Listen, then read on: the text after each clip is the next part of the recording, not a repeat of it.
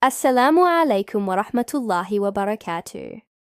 My brothers and sisters, today I'm going to tell you an Islamic story about a goat, but this goat is not an ordinary goat. It's a very special goat, so listen carefully. Once upon a time in a village in Medina, close to the Prophet's mosque, there was a man who had a goat. This goat was very special because its milk was pure white, like the purest of white, like the foam on the top of the milk. So whenever this man milked this goat, he would take some milk from the other goats as well, just to make sure that it wasn't mixed with the other goat's milk. And he would keep this pure white milk aside for the Prophet Muhammad, peace be upon him, because he knew that the Prophet loved to drink the pure white milk.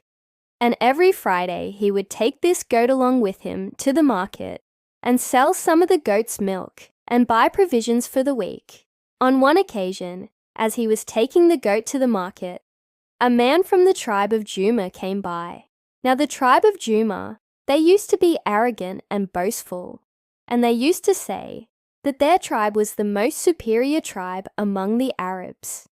So this man from the tribe of Juma, he saw the pure white milk, and he said to the man, "Give me some of that milk." The man said, "Okay, but why should I give you some of this milk? You haven't paid for it." The man said, "I'm from the tribe of Juma. Do you think I won't pay you?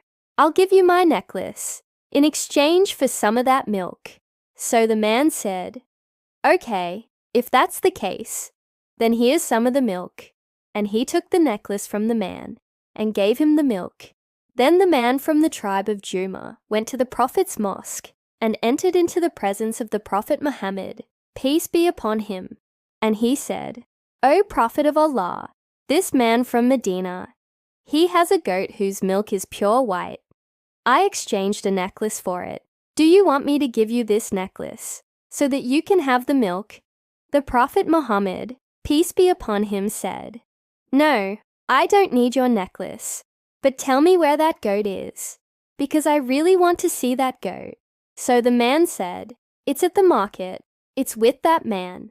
So the Prophet, peace be upon him, got up and he went to the market with some of his companions.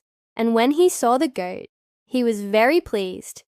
He stroked the goat, and he bought it from the man for 100 pieces of silver. Then the Prophet took the goat along with him back to the mosque. And those who were boasting about their lineage and their tribes, when they saw the Prophet buying this goat, they thought that maybe the Prophet wanted to sacrifice this goat. So they started placing bets. They said, "How much do you think the Prophet will get for the selling of this goat?" Some said 40, some said 100, some said 200. And Abu Bakr, may Allah be pleased with him, he heard them placing bets.